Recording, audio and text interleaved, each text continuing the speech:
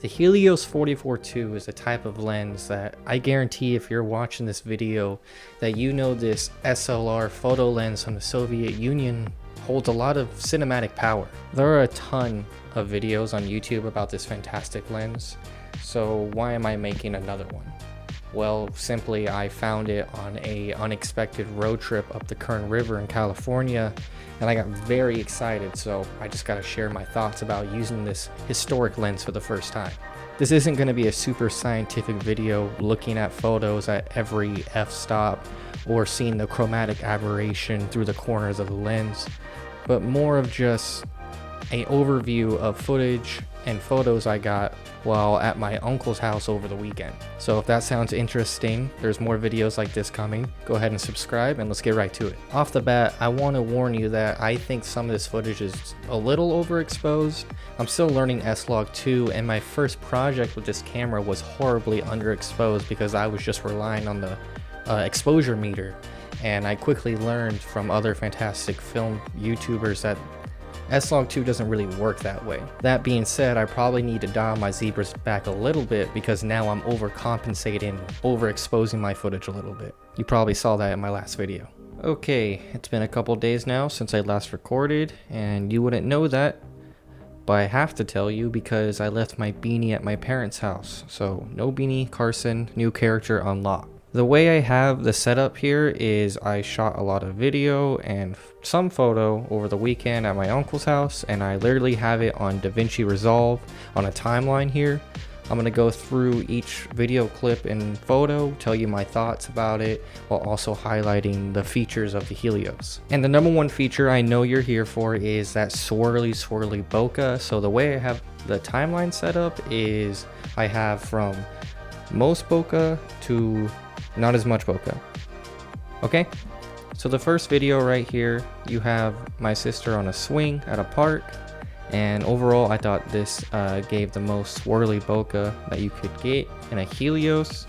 You have a lot of contrast and the light bouncing off of the wood chips on the ground and the trees, so you get a lot of swirliness in the background, and I found that that is the biggest indicator of getting swirly bokeh. You have to have a lot of light bouncing off of complex surfaces. You can't get swirly bokeh with a clear sky background. There has to be light bouncing off of objects. I find that trees definitely are the best background that you can get that, and most of the time if you're doing portraits like family photos or maybe senior portraits, then you're in a wooded area and that would be perfect. The next video, I put the A7S II at 60 frames to get some slow motion. The image is a little soft because with slow motion you go to 1080, but I got the focus pretty well this time in comparison to the last video you saw. You may have noticed that I didn't quite get the focus, which is something that can definitely happen while you're trying to get a shallow depth of field to get that swirly effect. You are going to have a harder time focusing because the depth of field is so shallow. You could focus on the tip of the nose and you intended to get the whole face. But I did put this down to f2.8. Me not having ND filters is a big problem. I know it's a little bit of a cardinal sin, but I just upped the shutter speed to help with the exposure. I will get ND filters, I promise you. Of course, you can see the swirly bokeh in the trees and in the wood chippings a little bit. The next video here is a video of my sister and my cousin sitting on a swing. Same thing as last. I like it because it has nice swirly bokeh starting at the beginning of the video, but here you can start to see what I was talking about, which is it really does depend on what's behind the subject. It has to have a lot of light contrast. So you start with my sister, you can see the floor and the trees make a nice contrast to allow that swirly bokeh to happen. However, when you whip over to my cousin, the clear sky with no clouds, doesn't give the lens that opportunity to give it its swirly effect. Okay, this video I like a lot for a couple of reasons. So it's a video of my cousin on a swing and my dad spins him around. It's in 60 frames and 1080p. However, I was much better on nailing focus, so it's not as soft as you might think. because I know the A7S II in 1080p mode can get pretty soft. However, look at the bokeh behind there. It's just great.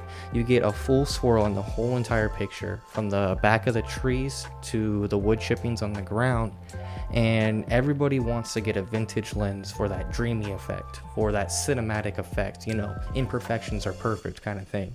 And if you watch my dad as he backs up, you can just see him go out of focus, and his top of his hat and his face tend to get into that swirly effect that you get from a Helios, and I just find this really awesome.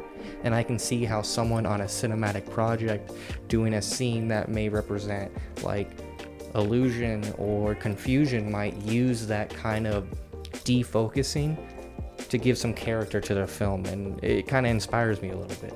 Another day, another attempt at filming this video. So moving on to the next clip.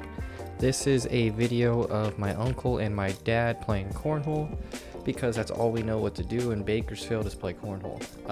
I like this video a lot because it has a nice swirly bokeh, super cinematic. However, I am a little disappointed that it is overexposed. Getting better at that whole S-Log2 thing.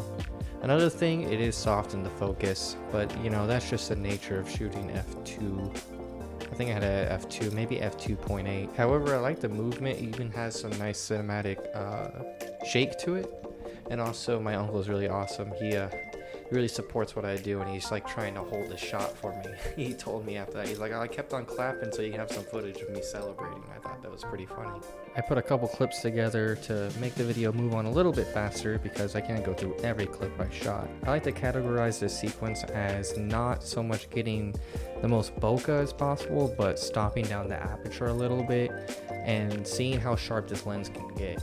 And once you get around aperture f4, then this lens is pretty sharp. Honestly, I don't think that any normal client would be mad if they got this kind of lens on a corporate video.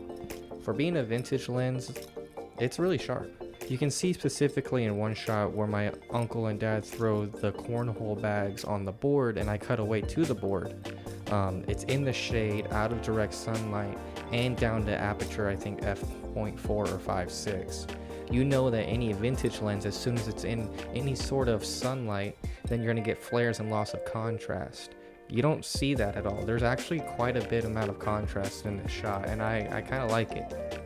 These last couple of shots I put at the end because I think they're an example of a good and bad background for that swirly bokeh. With the shot with my uncle singing, you can see there's a lot of contrast in the bottom of the image, especially here with the shot with my cousin Hunter throwing the football. You can see a lot of those complex backgrounds in the grass and even in the trampoline a little bit. However, and I know this is due to me overexposing the footage in S-Log2, the walls of the building have no detail whatsoever, so you do lose that swirliness effect, and I think these last couple of videos kind of embody that idea. So just be mindful of what you want to shoot if you're intending to specifically get that swirly effect. Okay, I got a couple stills because I just wanted to see how it looked with photos. Keep in mind, I am shooting this with the A7S II, only 12 megapixels. I mean, some people don't mind, some people do. It's hit or miss with me if I'm doing professional work. However, for just a weekend out, then it's more than enough. These have awesome characteristics to them. Super vintage. Imperfections are perfect quality here. You get tons of bokeh in the background. I'm just really impressed with how this looks honestly in photo. And if I do get a more professional photography based camera, then I will definitely be using this lens on it.